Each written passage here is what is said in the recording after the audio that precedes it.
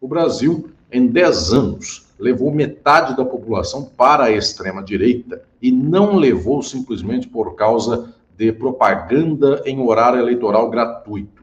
Levou pessoas para a extrema-direita porque um complexo de aparelhos ideológicos foi formado e uma fala concatenada de extrema-direita foi consolidada, de tal modo que qualquer pessoa pode reproduzir esse discurso.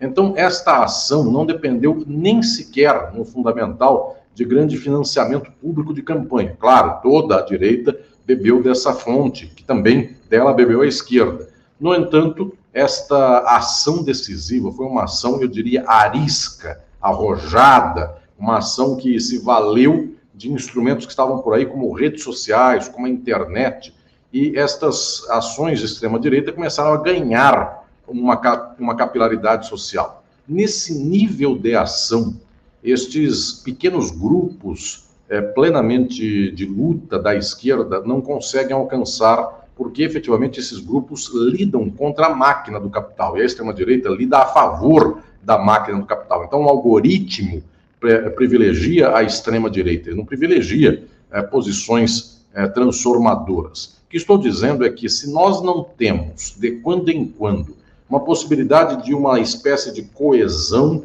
ou de uma espécie de agrupamento de posturas de combate ideológico transformadoras, com espaços, por exemplo, governamentais como esses que a esquerda tem hoje no Brasil, teve com os Kirchner e Fernandes na Argentina, ou outros mais, se não há uma espécie de mínima plataforma de jogo comum, se esses governos não auxiliam minimamente a luta ideológica, se torna muito difícil ganhar no varejo contra a extrema-direita, que apenas trabalha no atacado e no atacado ganha tudo.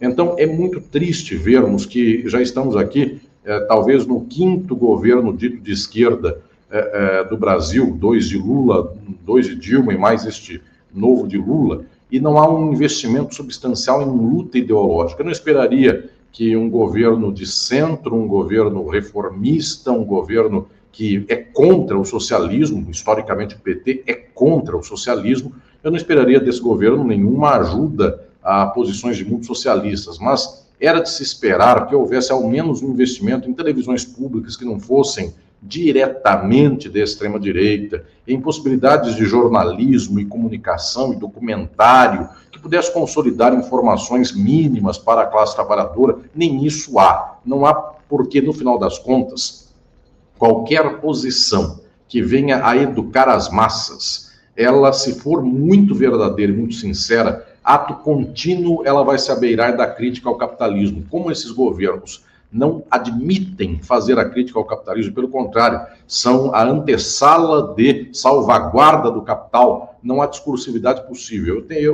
Por muitos anos eu tenho falado que nós não temos um microfone potente, incrivelmente, não é porque não se saiba expropriar um canal de televisão e dar um microfone a alguém. Esses recursos há, essas possibilidades, ninguém nunca usou, mas esses recursos há. A questão decisiva é que antes de perguntar sobre que microfone eu quero ter ou que eu poderia ter, dinheiro compra microfone, dinheiro compra qualquer microfone, compra a Globo, eventualmente, se for bem conversada, a Globo é vendida.